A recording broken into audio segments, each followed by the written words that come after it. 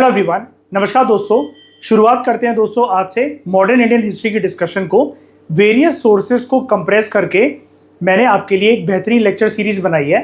Already PMF IAS और vision IAS की book list को हम यूज़ कर रहे थे, लेकिन और ज़्यादा सोर्सेज मैंने यूज़ करके मटेरियल को कॉम्प्रीहेंसिव तो बनाया, लेकिन डिस्कशन को कंप्रेस मैंने करा है। तो अब हम चैप्टर नंबर 3 को जानते हैं आज के लेक्चर से। चैप्टर नंबर 3 हमारा Indian society in the 18th century, 18वीं शताब्दी के अंदर भारत के समाज की क्या परिस्थिति थी, इसको हम जानेंगे।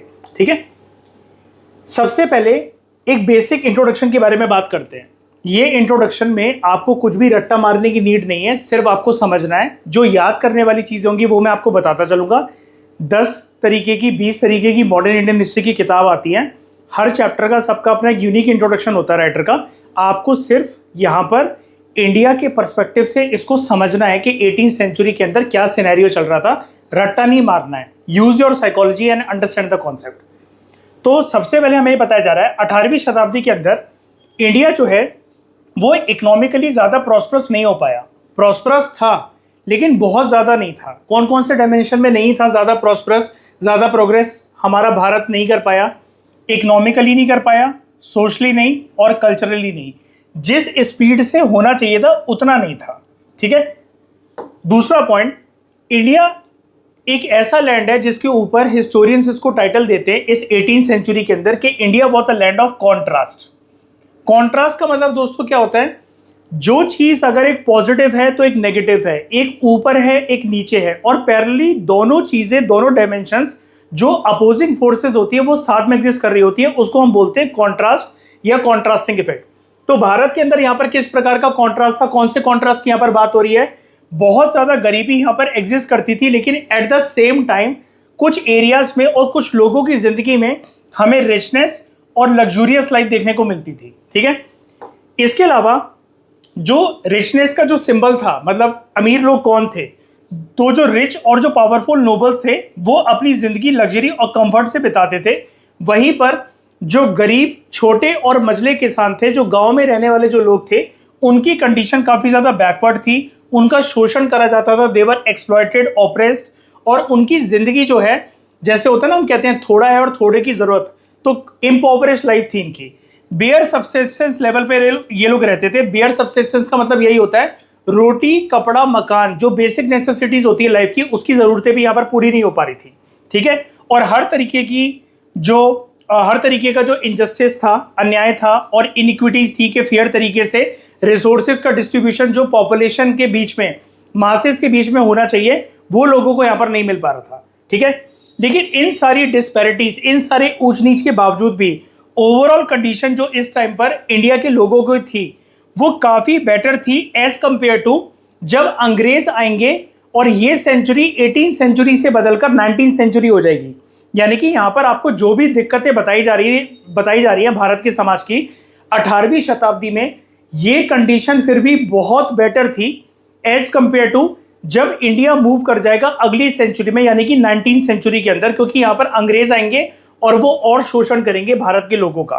ठीक है, तो 19th सेंचुरी के अंदर जो हालत थी ब्रिटिश रूल के आने के बाद, वो हालत और भी बदतर थी as compare to 18th century. दोस्तों होता क्या है, वक्त जैसे बीतता है, जमाना बदलता है, ठीक है, चीजें सोशली, इकोनॉमिकली, कल्चरली प्रोग्रेस करती है हर एक कंट्री के अंदर।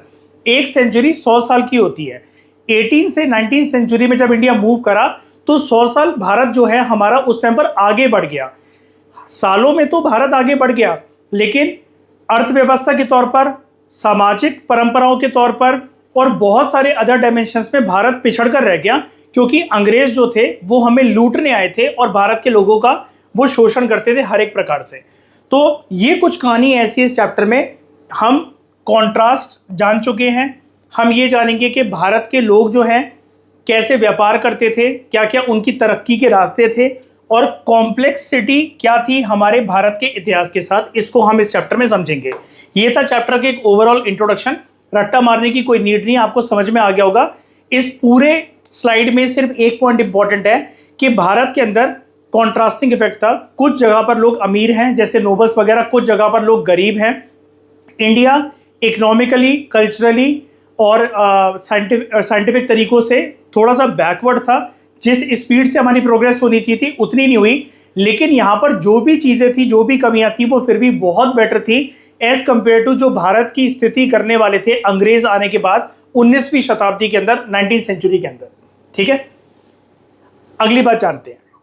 तो इस चैप्टर में हम लोग दोस्तों 3 डायमेंशंस पढ़ने वाले हैं। 18वीं शताब्दी के अंदर भारत की क्या स्थिति थी, क्या परिस्थिति थी इकोनॉमिकली। दूसरा डायमेंशन हम जानेंगे कल्चरल डायमेंशन, और तीसरा डायमेंशन हम जानेंगे सोशल डायमेंशन।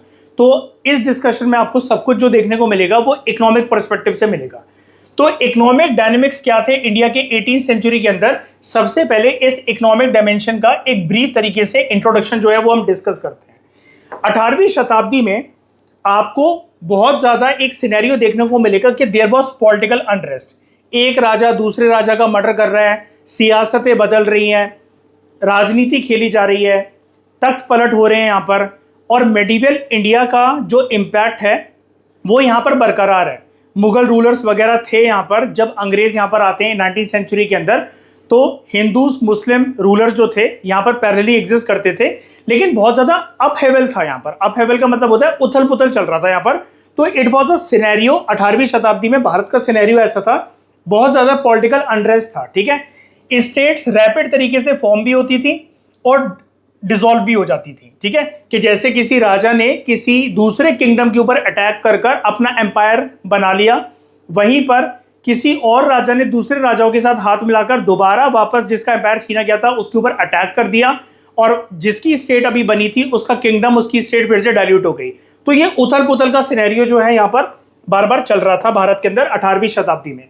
अब दिल्ली के पर्सपेक्टिव से देखें, दिल्ली की यहाँ पर क्यों बात हो रही है, क्योंकि मुगल शासन जब चल रहा था और मुगल शासकों का राज्य जब यहाँ पर चल रहा था, मुगल रूलर्स का, तो उनकी जो कैपिटल थी, उन्होंने जो अड्डा बना रखा था अपने एम्पायर का पूरा जो बेस बना रखा था, वो बना रखा था दिल्ली। कभी कभार वो आगरा भी होता था, लेकिन ये पैरेलली चलता रहता था, कभी आगरा कभी दिल्ली, लेकिन ज्यादातर मुगल रूलर्स ने जो अपने कैपिटल बना रखा था मुगल एम्पायर का, वो दिल्ली बना रखा था। तो दिल्ली जो था वो एक सेंट्रल पोजीशन पर था, जहां से मुगल रूल पूरे इंडिया को मॉनिटर करते थे और अपने एम्पायर को अलग अलग डायरेक्शंस में एक्सपेंड करते थे। तो दिल्ली के पर्सपेक्टिव से देखा जाए तो 18th सेंचुरी काफी ज्यादा एक डिप्रेसिंग सेंचुरी मानी जाती है। हमें यहाँ पर फ्रीक्वेंट इन्वेजन्स देखने को मिली है, नादिर शाह की, अहमद शाह अब्दाली की और रोहिलास की, जिसके बारे में हमने प्रीवियस चैप्टर्स में डिस्कस भी करा था। 1761 से लेकर 1771 तक ये एक ऐसा फेज था जहां पर मुगल पावर डिक्लाइन भी हो रही थी, और इन इन्वेजन्स को मुगल पावर इतनी सक्षम नहीं थी कि वो रोक सके। मुगल रूलर्स इतने केपेबल नहीं थे कि इन इन्वेजन्स को वो रोक सके, और जिसकी वजह से ये जो बर्बादी का जो सिलसिला था ये एक कॉन्टिन्यूइंग ट्रेंड में रहा। उसके अलावा जब मिलिट्री इंकर्जन्स होते थे, जैसे मतलब मान लो जो मुगल आर्मी है वो किसी एक एरिया में जाकर भिड़ रही है दूसरे एम्पायर के साथ, दूसरे किंगडम के साथ, उनकी लड़ाई चल रही है, उन्होंने अपनी आर्मी को एक जगह पर भेज रखा है, तो उससे जो अलग अलग एरियाज थे खेती बाड़ी के, जहां पर जो किसान थे अपनी फसल को ग्रो करने का वो वेट कर रहे हैं, और उनको लगता है कि उनकी अच्छी हार्वेस्टिंग होगी, उसके बाद उसको बेचकर वो उचित दाम प्राप्त कर सकेंगे। ये चीजें कभी कभार जो किसानों के सपने थे वो धूल चाट जाते थे, बिकॉज जिस एरिया में ऐसी मिलिट्री तौर पर लड़ाई हो जाती थी दो किंगडम के बीच में, तो इरिगेशन इंफ्रास्ट्रक्चर डिस्ट्रक्ट होता था। ठीक है, और कभी कभार किसी एक राजा की आर्मी जब दूसरे एरिया पे कब्जा करने आती थी तो बर्बादी तो होती थी उस लड़ाई में, लेकिन उसके साथ लोग एक दूसरे के गाय भैंस भेड़ बकरियों को कैप्चर करके ले जाते थे, और लोकल जो जनता है वो डर के मारे अपने एरिया को, अपनी पुश्तैनी जमीन को छोड़कर दूसरी जगह पर डिस्प्लेस हो जाती थी आम जनता। ठीक है, लेकिन कुछ रीजन्स जो है वहां पर हमें पीसफुलनेस का माहौल भी देखने को मिलता है, जैसे बंगाल, जयपुर, हैदराबाद। ये 3 इंपॉर्टेंट स्टेट्स हैं, ये याद रखने आपको 18th सेंचुरी के अंदर, जहां पर हमें इकोनॉमिक एक्सपेंशन देखने को मिलती है। और इसके अलावा भारत के अंदर नई नई सिटीज, नए नए कमर्शियल हब्स भी डेवलप हुए। तो ट्रवैंकोर, मैसूर और पंजाब एक नए कमर्शियल हब्स के तौर पर यहां पर इमर्ज हो रहे थे। ठीक है, ये एक ऐसा एरा था जहां पर लैंड लेबर रेशियो बहुत बढ़िया था। आज के समय में क्या है दोस्तों, अगर लैंड लेबर रेशियो की हम बात करें, जो एग्रीकल्चर लैंड है भारत के लोगों के पास वो छोटा है, और उस पर काम करने के लिए बहुत सारे लोग अवेलेबल हैं। तो जब आपके पास अपॉर्चुनिटीज कम होती हैं, लेकिन उस अपॉर्चुनिटीज को ग्रैब करने के लिए लोग बहुत ज्यादा होते हैं, आप ऐसा समझ लो इंडियन इकोनॉमी के एग्जाम्पल से, प्रेजेंट सिनेरियो के एग्जाम्पल से, कि जॉब्स हैं 1000 और उस जॉब की प्राप्ति करने वाले, जो ख्वाब रखने वाले जो लोग हैं वो हैं 1 लाख। तो जॉब वर्सेस पॉपुलेशन का रेशियो बहुत कम है। ऐसी सिचुएशन में एक कंडीशन पैदा होती है जिसको हम कहते हैं अनएम्प्लॉयमेंट, यानी कि बेरोजगारी। लेकिन इस टाइम पर क्या था, 18वीं शताब्दी के अंदर लैंड लेबर रेशियो काफी अच्छा था। लैंड बहुत ज्यादा अवेलेबल था पर पीजेंट, ठीक है, यानी कि किसानों के लिए खेत को जोतना, उपजाऊ फसल उगाना, उसकी हार्वेस्टिंग करना, उसको मार्केट में बेचना, इसके लिए इनफ लैंड अवेलेबल था। बहुत ज़्यादा बड़े साइज में, मात्रा में लैंड जो है वो अवेलेबल था, जिसने पीजेंट्स को और जो ट्राइब लेबरर्स होते थे उनको अलाउ करा कि वो लैंड ओनर्स के साथ नेगोशिएबल रीजनेबल टर्म्स पर नेगोशिएट कर सके। नेगोशिएट कैसे कर सकें? अब मान लो कि किसी लैंड ओनर को जरूरत है अपने खेत पर, फसल की कटाई का टाइम आ गया है, कोई एक फसल है उसकी कटाई का टाइम आ गया है, और जो लैंड ओनर है, जो जमींदार है, उसको मजदूर चाहिए अपने खेत पर काम करने के लिए। तो जो मजदूर हैं इस टाइम पर, यहाँ पर उनके अंदर एटीट्यूड भी बहुत ज्यादा था कि इतने बड़े जमीन को जो लैंड ओनर है, जो जमींदार है, वो कटवाएगा कैसे? जब तक हमारा सहयोग नहीं होगा हम उसको अपनी गधा मजदूरी जो है वो सप्लाई नहीं करेंगे। तो वो फिर बार्गेनिंग पावर जो थी उनकी उस टाइम पर स्ट्रांग थी, वो फिर उचित दाम मांग लेते थे अपने काम करने के लिए। तो ये सिनेरियो अच्छा था लेबरर्स के हिसाब से, पीजेंट्स के हिसाब से और ट्राइबल लेबरर्स के हिसाब से, ठीक है। लेकिन ऐसा भी सिलसिला चला था 18वीं शताब्दी के अंदर कि पीजेंट से ना एक्सेसिव रेवेन्यू की डिमांड करी जाती थी कि और ज्यादा आपको टैक्स भरना है, आपको रेवेन्यू देना है। उनका मानसिक रूप से काफी ज्यादा शोषण करा जाता था, उनको प्रेशराइज करा जाता था, और ये चीज चलती थी नॉर्दर्न इंडिया के अंदर। इसकी वजह से फार्मर जो थे वो अपनी लाइफ में डिप्राइव थे बेसिक नेसेसिटीज ऑफ लाइफ से, जैसे रोटी, कपड़ा और मकान, ठीक है। तो ओवरऑल हम इसके इंट्रोडक्शन में ये कह सकते हैं कि 18th सेंचुरी जो है, 18th सेंचुरी में भारत को किसी एक सिंगल नैरेटिव के साथ, किसी एक सिंगल पर्सपेक्टिव के साथ, किसी एक सिंगल डायमेंशन के साथ आप डिफाइन नहीं कर सकते कि ओवरऑल इंडिया जो था वो एक डिक्लाइनिंग मोड पर था, ओवरऑल इंडिया एक राइजिंग मोड पर था। सारे के सारे किसानों की हालत जो थी वो बद से बदतर थी, यहाँ पर कोई प्रोग्रेस नहीं हो रही थी, ऐसा नहीं है। क्योंकि कुछ जगहों पर नॉर्दर्न इंडिया में जैसे फार्मर्स बहुत ज़्यादा परेशान थे, यहाँ पर इतनी ज़्यादा प्रॉस्पेरिटी नहीं थी। वहीं पर कुछ एरियाज मैंने आपको दिखाए जैसे बंगाल, जयपुर, हैदराबाद, यहाँ पर इकोनॉमिक एक्सपेंशन हो रही थी। कुछ जगह पर रूरल सिनेरियो था, गांव था, वहां पर लोग काफी ज्यादा बैकवर्ड थे, लेकिन वहीं पर कुछ एरियाज में नए नए कमर्शियल हब्स, नई नई सिटीज और टाउन्स बनना स्टार्ट हो गए थे, जैसे ट्रेवेंकोर, मैसूर और पंजाब। तो आप 18th सेंचुरी के इंडिया को एक सिंगल नैरेटिव के साथ डिफाइन नहीं कर सकते कि ओवरऑल इंडिया के अंदर इकोनॉमिक प्रॉस्पेरिटी थी या इंडिया इकोनॉमिकली डिक्लाइनिंग मोड पर था। क्योंकि एग्रीकल्चर की आप बात करो, आप व्यापार की बात करो, ट्रेड की बात करो, या फिर शहरी विकास की बात करो जिसको हम बोलते हैं अर्बनाइजेशन, यहाँ पर अलग अलग तरीके के सिनेरियोज हमें देखने को मिल रहे थे। कुछ रीजन्स जो थे वो डिक्लाइनिंग मोड पर थे और कुछ रीजन्स जो थे वो अपसर्जिंग मोड पर थे, वो राइज कर रहे थे, ठीक है, वो इमर्ज हो रहे थे एज कमर्शियल हब्स। अब हम अलग अलग भारत के अंदर 18th सेंचुरी के अंदर इकोनॉमिक सिनेरियोज को जानते हैं, ठीक है। इकोनॉमिक डायमेंशन हमें समझ में आ गई है, हमने एक ओवरऑल मोटा मोटी इसका एक इंट्रोडक्शन जान लिया है। 18वीं शताब्दी के अंदर अर्थव्यवस्था भारत की कैसी थी, अब उस अर्थव्यवस्था के अलग अलग पहलुओं को पहचानते हैं, अलग अलग डायमेंशन को पहचानते हैं। तो 18th सेंचुरी इंडिया के अंदर जो इकोनॉमिक कंडीशन थी उसके अंदर सबसे पहले हम बात करेंगे खेती बाड़ी की, कि खेती बाड़ी के क्या हालात थे, ठीक है। 18वीं शताब्दी के अंदर जैसा कि मैंने आपको बताया लैंड लेबर रेशियो काफी अच्छा था, तो there was no shortage of land, land की कमी नहीं थी। खेती बाड़ी अगर कोई करना चाहे, किसान अगर अवेलेबल हैं, एक जमींदार जो है अगर उसकी फसल जो है वो उसको उगानी है, कटाई का टाइम आ गया, अगर वो लेबर का इंतजाम कर सके तो लेबर को काम मिल जाएगा अच्छा खासा, क्योंकि लैंड बहुत ज्यादा अवेलेबल था, लेबर्स बल्कि कम थे, ठीक है। लेकिन फिर भी लैंड का ज्यादा साइज होने के बावजूद भी इंडियन एग्रीकल्चर 18वीं शताब्दी के अंदर सफर कर रहा था बहुत सारे फैक्टर्स की वजह से। तो पहला फैक्टर यह था, हमारे भारत में 18वीं शताब्दी के अंदर एग्रीकल्चर जो था टेक्नोलॉजिकली वो काफी ज्यादा बैकवर्ड था और स्टैग्नेंट था। स्टैग्नेंट दोस्तों एक ऐसी चीज होती है, ना तो कोई चीज डिक्लाइन हो रही है ना तो कोई चीज राइज हो रही है, वो एक ही जगह पर स्थिर है। जो उसकी पोजीशन 10 साल पहले, 15 साल पहले, आज भी वैसी है, मतलब जब वो वैसी थी आज भी वैसी है, उसको हम स्टैग्नेशन कहते हैं। तो एग्रीकल्चर की ओवरऑल डेवलपमेंट एक लेवल पर आकर थम गई थी।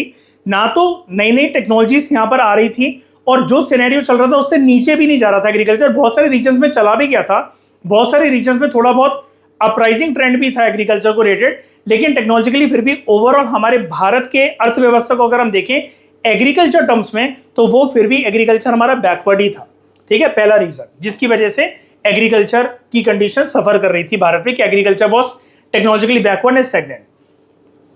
अब जो स्टेट था, स्टेट मतलब जिसका भी किंगडम का रूल होता था एक पर्टिकुलर जगह पर, जो जमींदार थे, जो जागीरदार थे और जो रेवेन्यू फार्मर्स थे, वो छोटे मजले किसानों का, पुअर पीजेंट्स का शोषण करते थे। कोशिश वो ये करते थे कि जितना रेवेन्यू उनसे हो सके उनका शोषण करके, उनको डराकर धमकाकर टैक्स की फॉर्म में उनसे वसूल लिया जाए, ताकि ये अपनी लाइफ जो है वो लग्जूरियस वे में अमीरों की तरह बिता सकें। ठीक है, और इनको लेना देना नहीं था फार्मर्स की जिंदगी से। तो यहां पर कुछ ऐसे हालात भी पैदा हुए कि एग्रीकल्चर ठीक ठाक चल रहा था, लेकिन जिन फार्मर्स के ऊपर उनका मानसिक शोषण बहुत ज्यादा करा गया, तो दे कमिटेड सुसाइड ऑल्सो। अब उनके फार्मर्स के ऑपरेशन की वजह से, यहां पर पुअर पीजेंट्स और फार्मर्स की बात करी गई है, ड्यू टू देयर का मतलब है पुअर पीजेंट्स एंड फार्मर्स, उनको जो दबाया जा रहा था, उनका जो मानसिक शोषण करा जा रहा था, तो पीजेंट जो है they seldom reap the fruits of their work, मतलब जितनी मेहनत वो करते थे, रेयरली, सेल्डम का मतलब होता है रेयरली, रेयरली उनको उसका फल मिलता था उतनी मेहनत का।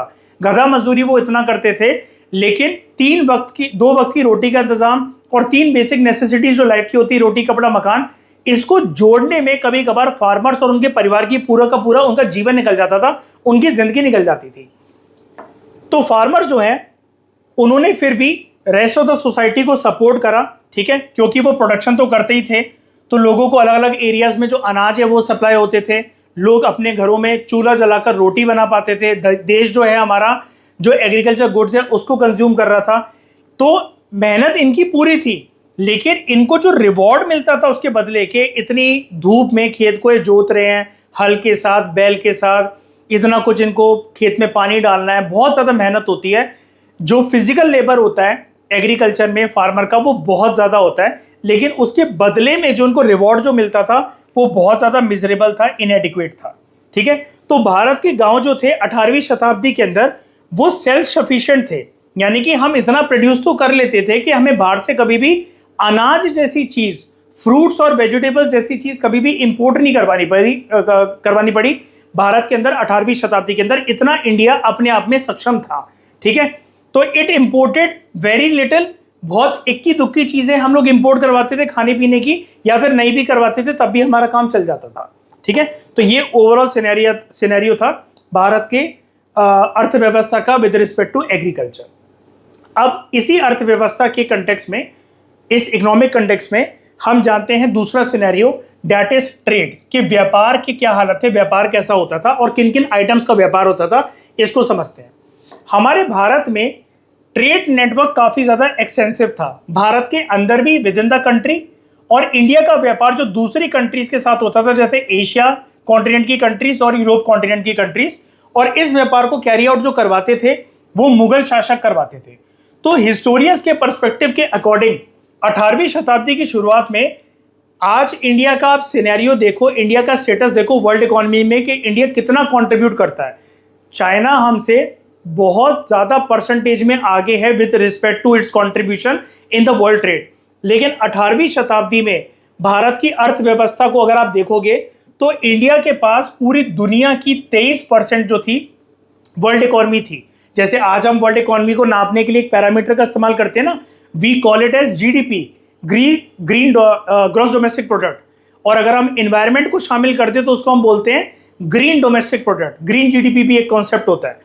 लेकिन इंडिया इन सारी चीजों में एग्रीमेंट तो बहुत अच्छे साइन कराता है, दावे तो बहुत अच्छे कर देता है कि हम क्लाइमेट को देखेंगे, इसको देखेंगे, पर्यावरण को देखेंगे, व्यापार इंडिया बढ़ाएगा, मेक इन इंडिया प्रोग्राम हमने लॉन्च करा। लेकिन फिर भी 18वीं शताब्दी के अंदर अगर आप देखोगे तो आज भी इंडिया जो है वो 23% के लगभग आसपास भी नहीं है वर्ल्ड इकोनॉमी में जीडीपी के होल्डर के तौर पर, लेकिन इस टाइम पर था। ठीक है, लेकिन भारत का जो व्यापार था वो भी इस टाइम पर सफर कर रहा था, सब कुछ अच्छा चल रहा था, लेकिन फिर भी ट्रेड के पैरामीटर के अंदर भी कुछ लैकुनास थे, कुछ कमियां थी, कुछ ड्रॉबैक्स थे। ठीक है। तो भारत का ट्रेड सफर करता था बहुत सारे फैक्टर्स की वजह से। अब वो फैक्टर्स क्या हैं वो हम जानते हैं। There was backward means of communication. दोस्तों यहाँ पर कम्युनिकेशन का मतलब टेलीफोन या इंटरनेट नहीं है।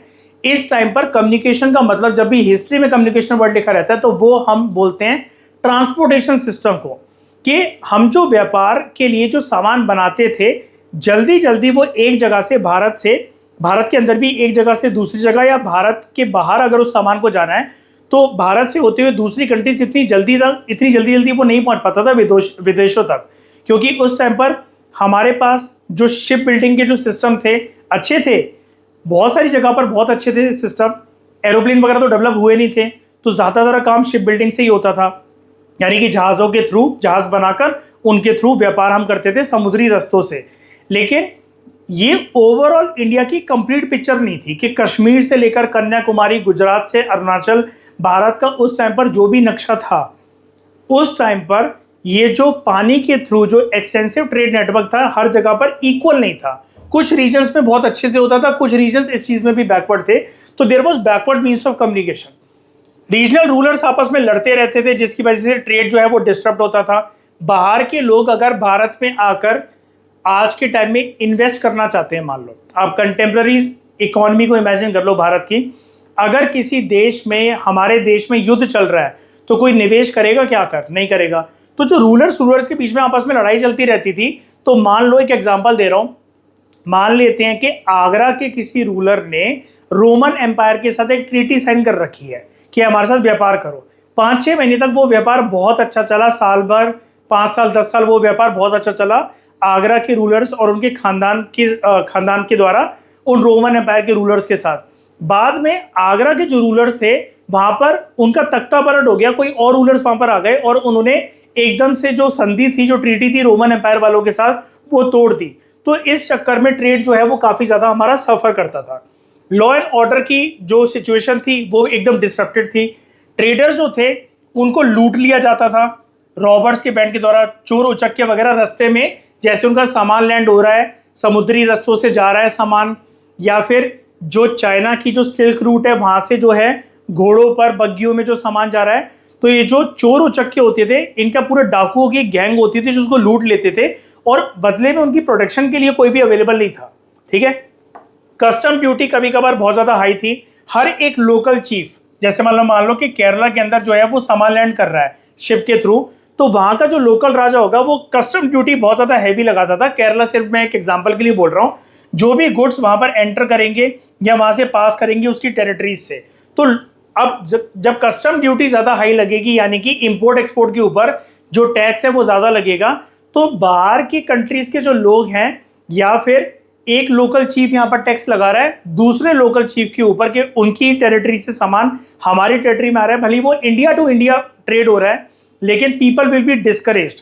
एक किंगडम या वहां के जो लोग हैं फिर वो डिस्करेज होंगे कि हमारे ऊपर तो टैक्स ही इतना ज्यादा लग जाता है, इसको बेचकर भी उचित दाम हमें प्राप्ति नहीं हो सकेंगे, हम तो प्रॉफिट ना करके घाटे की स्थिति में जा रहे हैं। ठीक है। नोबल्स जो थे उनकी स्थिति भी काफी ज्यादा बदतर हो चली थी। नोबल्स जो थे वो लार्जेस्ट कंज्यूमर थे लग्जरी प्रोडक्ट्स से। ठीक है। लेकिन जैसे ही उनकी डिमांड जो है लग्जूरियस गुड्स को लेकर, ठीक है, जैसे लग्जूरियस गुड्स को लेकर उनकी जो डिमांड है, जैसी उसमें कमी आती थी। अब कमी क्यों आती थी? नोबल्स जो है मान लो वो बैंकरप्ट हो गए। नोबल्स किसके यहाँ काम करते हैं, किसके साथ मिलकर काम करते हैं? राजा महाराजा के साथ। अब किसी एक एम्पायर में, किंगडम में राजा महाराजा का जो सिलसिला है वो चल रहा है और जहाँ पर जो नोबल्स हैं वो उनके आश्रय हैं। आराम से राजा महाराजा अगर प्रॉफिट कर रहे हैं तो उसका कुछ भाग जो है, कुछ परसेंटेज जो है वो नोबल्स को भी मिल जाता था। जब राजा महाराजा ही नहीं रहे किसी एक जगह के अंदर, तो जो नोबल्स थे उनकी लाइफ में भी जो लग्जूरियसनेस थी, जो रिचनेस थी, उसके अंदर जब गिरावट आ जाती थी, तो ये जो लग्जूरियस गुड्स के ऊपर डिपेंडेंट रहते थे, बाहर से जो आते थे, तो फिर वो लग्जूरियस गुड्स जो है उसको त्याग देते थे, क्योंकि इनके पास पैसे ही नहीं होते थे फिर उनको देने के लिए। अगर किंगडम डूब गया तो नोबल्स जो हैं वो भी रोड पे आ जाएंगे। ये एक ऐसा सिनेरियो था। और कुछ पॉलिटिकल फैक्टर्स भी थे जिसकी वजह से व्यापार 18वीं शताब्दी के अंदर सफर कर रहा था भारत के अंदर। बड़े सारे जो रूलर्स थे और उनकी जो सिटीज थी वहां पर तबाही मच गई थी, जिसकी वजह से जो अर्बन इंडस्ट्री सेटअप भी होना चाहती थी वो भी नहीं हो पाई, क्योंकि बीच बीच में रुकावट के तौर पर, स्पीड ब्रेकर के तौर पर कुछ ना कुछ होता रहता था भारत के अंदर। जैसे दिल्ली को लूटा गया नादिर शाह के द्वारा, नादिर शाह ने इन्वेजन करी थी। अहमद शाह अब्दाली ने भरपूर तरीके से लूटा लाहौर को, दिल्ली को और मथुरा को। जाटों ने लूटा आगरा को, और मराठा चीफ्स ने लूटा सूरत को और दूसरी सिटीज को गुजरात के अंदर और डेक्कन के अंदर। अब इस लूटपाट के सिलसिले में होता क्या था कि जो व्यापार जो आराम से हो सकता था, लेकिन आपस में इंडिया के अंदर ही सब लोग भिड़ रहे हैं, या फिर बाहर से कोई इन्वेडर इंडिया के रिसोर्सेज को इन्वेड करने के लिए आया है, तो व्यापार अच्छी तरीके से नहीं हो सकता, विद इन इंडिया भी नहीं। और बाहर के दूसरे देशों में गलत मैसेज जाता था कि यहाँ पर जो है सामान अगर हम अपना भेजेंगे तो इकोनॉमिकली एंड पॉलिटिकली सिचुएशन जो है वो काफ़ी ज़्यादा डिवास्टेटेड है, बर्बादी छा रखी है पूरे के पूरे भारत में। तो वो जो सामान था जो हमारी तरफ भेजते थे, हम जो उनकी तरफ भेजते थे, जैसे ही राजा का तख्त पलटा तो ये सारा का सारा जो व्यापार है ये सफ़र करता था। और जो अर्बन सेंटर्स या कमर्शियल हब्स या अर्बन इंडस्ट्रीज सेटअप हुई भी थी, तो ऐसे वॉर्स और लूटपाट के चक्कर में कि कोई किसी को मार रहा है, कोई किसी का किंगडम लूट के जा रहा है, कुछ महीनों के बाद फिर वो वापस बदला लेने के लिए किसी और का किंगडम लूटने चले गए। तो ये जो कमर्शियल हब्स जो हैं, यहाँ पर सिर्फ व्यापार होना चाहिए, यहाँ पर कमर्शियल एक्टिविटीज़ होनी चाहिए, इकोनॉमिक एक्टिविटीज़ होनी चाहिए। लेकिन ऐसी जगह पर जहाँ पर तबाही फैली हुई है, तो वहाँ पर चाहकर भी कोई इन्वेस्ट नहीं करेगा, निवेश नहीं करेगा, इन्वेस्ट नहीं करेगा, आएगा नहीं वहाँ पर। और ऐसे करके जो ट्रेड है वो ओवरऑल भारत के अंदर सफ़र करता था। ठीक है, लेकिन सिचुएशन जैसे आपको ये पढ़कर लगा होगा कि भारत का जो व्यापार का जो पूरा का पूरा सिलसिला था वो काफ़ी ज़्यादा डिवास्टेटेड था, लेकिन हालात कुछ जगह पर ठीक भी थे। ये सिचुएशन हर जगह पर इतनी ज़्यादा ब्लीक नहीं थी, इतनी ज़्यादा बर्बादी वाली नहीं थी। कंट्री के कुछ पार्ट्स में ट्रेड जो है समुद्र के रस्तों से, लैंड रूट्स के रस्तों से एक्सपेंड भी हो रहा था, और इसका मेन क्रेडिट आगे चलकर दिया जाता है जो धीरे धीरे कर यूरोपियन ट्रेडिंग कंपनीज आई। और सबसे पहले जैसे जो ईस्ट इंडिया कंपनी भारत के अंदर आई थी, it was Portuguese east India company. ठीक है, तो जब उनकी एक्टिविटीज व्यापार को लेकर बढ़ती चली गई, तो जिस रीजन के साथ वो ट्रेड करते थे उनकी इकोनॉमिक प्रॉस्पेरिटी जो थी वो भी बढ़ती चली गई। अब नई नई सिटीज जो इमर्ज हुई भारत के अंदर, ठीक है, जैसे फैजाबाद, लखनऊ, वाराणसी और पटना। ठीक है, ये सिटीज इमर्ज हुई लोकल जमींदार्स के सपोर्ट के बेसिस पर, नोबिलिटी के बेसिस पर, और यहाँ पर जो आर्टिसनल प्रोडक्शन जो होती थी, आर्टिसंस दोस्तों कौन होते हैं? कारीगर, जो कि कुछ ना कुछ सामान बनाते हैं। वो कुछ टेक्सटाइल बना रहे हैं, कुछ गुड्स बना रहे हैं, कोई भी चीज़ बना रहे हैं, होम डेकोरेशन का सामान बना रहे हैं। तो यहाँ पर प्रॉपर तरीके से हाट लगती थी। हाट क्या होता है? जैसे मेला होता है ना, जिसको हम लोकल भाषा में नुमाइश कहते हैं, नुमाइश कह लो, मेला कह लो, या वीकली हाट कह लो। ऐसे बाजार लगते थे जहाँ पर ये जाकर अपना सामान बेचते थे। दूर दराज से लोग आते थे, जैसे मंगल बाजार, बुध बाजार, शनि बाजार, ऐसे जो बाजार लगते हैं आपके रीजन में आसपास, ऐसे यहाँ पर भी लगते थे। और इतना बेहतरीन सामान यहाँ पर बिकता था, बहुत सारे ट्रेडर्स यहाँ पर आते थे। तो ऐसे करके ये जो नई सिटीज़ जो इमर्ज हुई, ये प्रॉस्परस सिटीज़ के तौर पर इमर्ज हुई, फैजाबाद, लखनऊ, वाराणसी, पटना। और इनकी इकोनॉमिक प्रॉस्पेरिटी के लिए नोबिलिटी और लोकल जमींदार रिस्पॉन्सिबल थे, क्योंकि इन लोगों ने आर्टिसंस और उनकी प्रोडक्शन को सपोर्ट करा काफ़ी ज़्यादा 18वीं सेंचुरी के अंदर। ठीक है, व्यापार के पर्सपेक्टिव से, ट्रेड के पर्सपेक्टिव से दोस्तों कुछ और चीज़ों को समझते हैं। इंडिया को बोला जाता था 18वीं सेंचुरी में that India was a sink of precious metals. World में जितने भी प्रीशियस मेटल्स थे वो भारत की तरफ ऑटोमेटिकली अट्रैक्ट होते हुए चले जाते थे। क्यों? क्योंकि हमारा एक्सपोर्ट ज़्यादा था, इंपोर्ट कम था। जब भी आप बाहर से सामान मंगवाते हो, जिसको हम दूसरी कंट्री से जब आप सामान मंगवाते हो, उसको हम कहते हैं इंपोर्ट। इंपोर्ट में क्या होता है? सामान आपके पास आ जाता है, लेकिन बदले में आपकी जेब से पैसा जाता है दूसरे देशों को। वहीं पर एक्सपोर्ट में क्या होता है? आपने सामान अपने देश में बनाया, दूसरे देशों में भेजा, बदले में वो लोग आपको पेमेंट देंगे। तो जो पेमेंट यहाँ पर आती थी, कैश तो चलता नहीं था, कॉमन करेंसी सिस्टम डेवलप हुआ नहीं था दुनिया का, तो वो लोग हमें प्रीशियस मेटल्स देते थे। ठीक है, और उसके साथ कुछ और भी सामान भेजते थे, इसको जानते हैं पूरा। तो भारत जो है वो अपने आप में सक्षम था, सेल्फ सफिशिएंट था, हैंडीक्राफ्ट्स को लेकर और एग्रीकल्चर प्रोडक्ट्स को लेकर। तो हमें ना फॉरेन गुड्स के ऊपर बहुत ज्यादा रिलाई नहीं करना पड़ता था, हम इंपोर्ट कम करते थे, एक्सपोर्ट ज्यादा करते थे। तो इंडिया का जो इंडस्ट्रियल और एग्रीकल्चर प्रोडक्ट जो थे, उनकी बहुत ज्यादा एक फुर्तीली मार्केट थी अब्रॉड के अंदर, यानी कि इंडियन गुड्स एग्रीकल्चर गुड्स, दूसरे हैंडीक्राफ्ट गुड्स बहुत ज़्यादा डिमांड में रहते थे इंटरनेशनल मार्केट में। बहुत अच्छी क्वालिटी के गुड्स इंडिया बनाता था उस टाइम पर, इंडिया के कारीगर बनाते थे और इंडिया के कारीगरों की जो स्किल्स थी उनकी वाहवाही, उनकी तारीफ पूरे विश्व में होती थी। तभी तो हमने अभी थोड़ी देर पहले पढ़ा था कि इंडिया उस जमाने में 18वीं सेंचुरी में पूरी वर्ल्ड इकोनॉमी जो थी उसका 23% जो हिस्सा था वो भारत की जेब में था, 23%। तो इंडिया जो है वो एक्सपोर्ट ज्यादा करता था as compare to what it imported, यानी कि हमारा जो प्रॉस्पेरिटी थी वो ज्यादा थी, क्योंकि मैंने आपको बताया एक्सपोर्ट करने में सामान बाहर जाएगा लेकिन पैसा अंदर आएगा, और इंपोर्ट हमारा कम था, तो यानी कि खर्चे हमारे कम होते थे, आमदनी हमारी ज्यादा होती थी। ये 18वीं सेंचुरी के रिगार्डिंग अगर कोई प्रीलिम्स के अंदर क्वेश्चन बना या मेंस के अंदर बना तो मेंस में तो आपको ये लाइन लिखकर आनी है, इंपॉर्टेंट है ये, और प्रीलिम्स के अंदर इस वाली स्टेटमेंट को याद रखना। 18वीं सेंचुरी के अंदर हमारा एक्सपोर्ट ज्यादा था, इंपोर्ट कम था।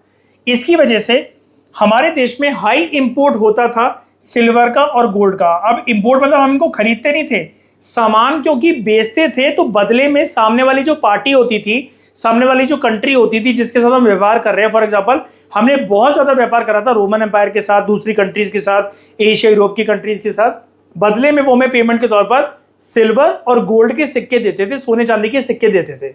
तो इंडिया उस टाइम पर माना जाता था कि it was a sink of precious metals, कि इंडिया एक्सपोर्ट इतना बेहतरीन तरीके से करता है, इतना बेहतरीन लेवल पर करता है, इतना बढ़िया तरीके से करता है क्योंकि हमारे एक्सपोर्ट ज्यादा है, इंपोर्ट कम है, तो बदले में पेमेंट के तौर पर सोना चांदी बहुत ज्यादा फ्लो होता था हमारे देश में। अब दोस्तों ये तो हमने जान लिया कि इंडिया का एक्सपोर्ट ज्यादा था, इंपोर्ट कम था, तो हम ये जान लेते हैं कि इंडिया कौन कौन सा सामान एक्सपोर्ट करता था और कौन कौन सा सामान इंपोर्ट करता था।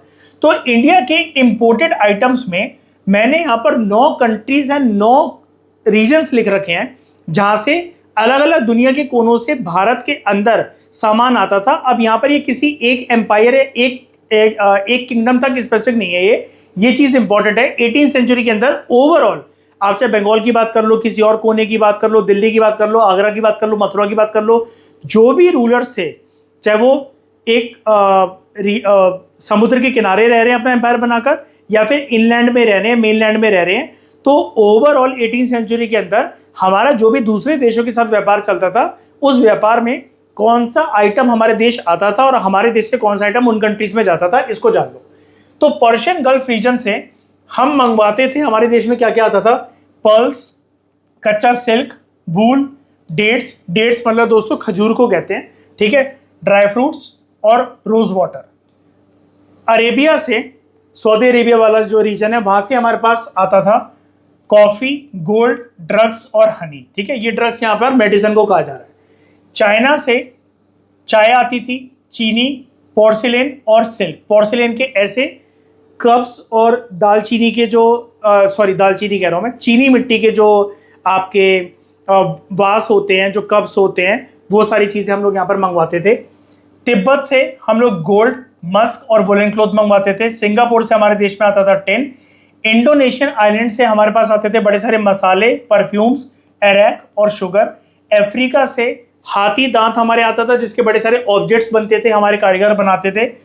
तो आइवरी और ड्रग्स यानी कि मेडिसिन अफ्रीका से भी आती थी। और यूरोपियन लैंड से हमारे पास आता था वुलन क्लॉथ, मेटल जैसे कॉपर, आयरन, लेड और पेपर, ठीक है, ये सारी चीजें हमारे पास आती थी दूसरी कंट्रीज से। अब ये भी जान लेते हैं साथ में इंडिया एक्सपोर्ट क्या क्या करता था, दूसरे देशों में क्या क्या सामान जाता था भारत की धरती से। तो इंडिया कॉटन टेक्सटाइल्स को एक्सपोर्ट करता था, रॉ सिल्क को, सिल्क फैब्रिक को। अब देखकर आपको लगा होगा कि सर रॉ सिल्क हम मंगवा भी रहे हैं और रॉ सिल्क हम एक्सपोर्ट भी कर रहे हैं। देखो अलग अलग कंट्रीज में जो अलग अलग सिल्क की क्वालिटी है वो बहुत अलग अलग पाई जाती थी, तो हमें जो चाहिए होती थी हम इंपोर्ट करवा लेते थे। दूसरी कंट्रीज की जो डिमांड होती थी, जो हमारे देश में जैसी रॉ कच्ची सिल्क जो होती थी, वो हम वहां पर एक्सपोर्ट कर देते थे। उसके अलावा hardware, Indigo, saltpetre, opium, rice, water, sugar, paper, spices, precious stones और ड्रग्स, ये सारी चीजें हम एक्सपोर्ट करते थे। दोस्तों यहां पर एक वर्ड आया है, कमेंट करके बताना कि क्या मतलब होता है शब्द का सॉल्टपीटर, या जिसको हम सॉल्ट पेटर कह लो, वैसे इसकी करेक्ट प्रोनाउंसिएशन सॉल्टपीटर होती है। साल 2019 में यूपीएससी ने प्रीलिम्स में इसके ऊपर एक क्वेश्चन दिया था कि कौन से आइटम्स, लिस्ट दी थी आइटम्स की 4 स्टेटमेंट की फॉर्म में, कि इनमें से कौन से आइटम्स इंडिया से एक्सपोर्ट होते थे फ्रॉम इंडिया से नहीं, उन्होंने बोला था एक्सपोर्ट होते थे from old world to new world. अब ओल्ड वर्ल्ड और न्यू वर्ल्ड का मतलब ये नहीं कि धरती के बाहर जाके कोई और धरती मिल गई है तो वहां पर हम बेच रहे हैं। ओल्ड वर्ल्ड दोस्तों जनरली जो एशिया और अफ्रीका की कंट्रीज होती हैं उनको बोला जाता है, और न्यू वर्ल्ड बोला जाता है अमेरिका और यूरोपियन कंट्रीज को। तो अभी आपने देखा कि हम व्यापार करते थे एशिया की अलग अलग कंट्रीज के साथ, यूरोप की कंट्रीज के साथ। तो ओल्ड वर्ल्ड हमारी कंट्री को बोला जाता है, वन ऑफ द मतलब बहुत सारी कंट्रीज को बोला जा सकता है एशिया अफ्रीका की। इंडिया भी ओल्ड वर्ल्ड की कैटेगरी में था अकॉर्डिंग टू सम हिस्टोरियंस। और न्यू वर्ल्ड क्या हो गया यहाँ पर, यूरोप की कंट्रीज, अमेरिका की कंट्रीज। तो सॉल्ट पीटर एक ऑप्शन दिया, मतलब एक वर्ड लिखा था वन ऑफ द ऑप्शन में यूपीएससी ने, ठीक है। और वही वाला जो जहां पर सॉल्ट पीटर यूपीएससी ने वर्ड लिखा था वो करेक्ट ऑप्शन था। और बाद में इसी वर्ड के ऊपर एक और क्वेश्चन आई थिंक 2023-24 के आसपास यूपीएससी ने फिर से प्रीलिम्स में डाला था। तो सॉल्ट पीटर वर्ड का मतलब बताना कमेंट सेक्शन में, ठीक है। इंडिया का जो कॉटन टेक्सटाइल था वो बहुत फेमस था पूरी दुनिया में, क्योंकि हमारे जो कॉटन के बने हुए जो कपड़े होते थे वो बहुत एक्सीलेंट क्वालिटी के थे और उनकी डिमांड पूरी दुनिया में थी। इवन इंग्लैंड के जो राजा महाराजा होते थे वो भी हमारे कॉटन टेक्सटाइल्स को जो है वो वेयर करते थे। 18वीं सेंचुरी के टाइम पर जो समुद्री जो व्यापार था वो एक्सपेंड हो रहा था, ठीक है। ओवरलैंड का जो ट्रेड था, यानी कि जो जमीन के रास्ते से जो व्यापार था वो अफगानिस्तान और पर्शिया से होता था। लेकिन 18वीं सेंचुरी में यहाँ पर उथल पुथल काफी थी, ये डिस्टर्ब हो गया था, क्योंकि जैसा कि आपने देखा लूटपाट होती थी, चोर उचक्के जो है वो अपनी एक गैंग बनाकर लूट लेते थे सामानों को। तो अफगानिस्तान और पर्शिया से जो व्यापार होता था लैंड के थ्रू, ठीक है, वो थोड़ा सा डिस्टर्ब हो गया था। लेकिन समुद्री व्यापार बहुत अच्छा चल रहा था, यहाँ पर एक्सपेंड भी हो रहा था।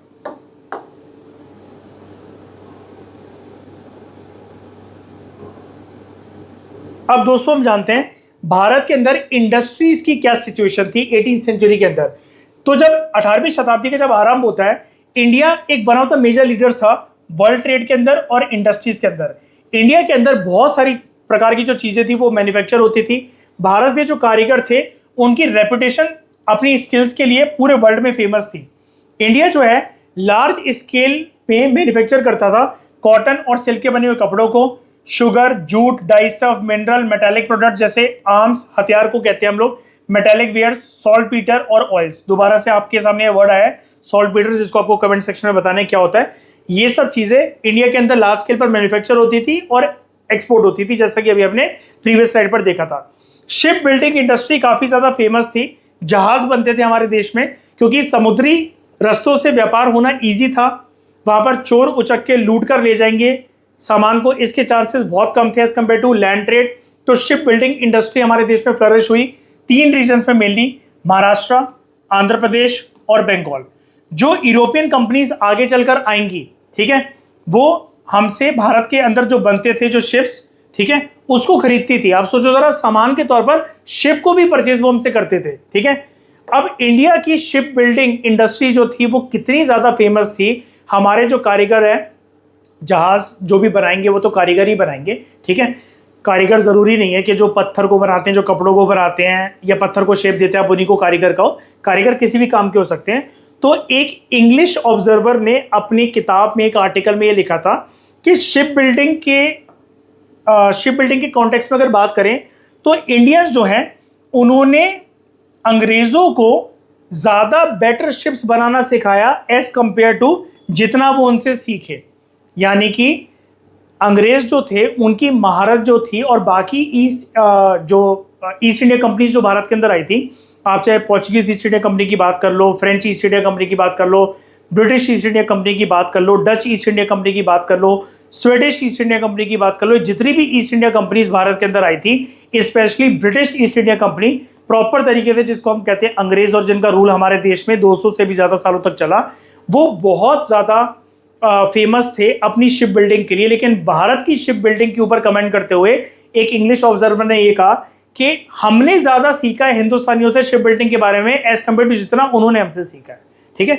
तो ये हमारी तारीफ करी जा रही है यहाँ पर। उसके अलावा इंडिया यहाँ पर एक हब था स्किल्ड इंडस्ट्रीज का, फाइन क्राफ्ट्समैनशिप का, ग्लोबल ट्रेड हमारा बहुत अच्छा होता था, हमने जान लिया।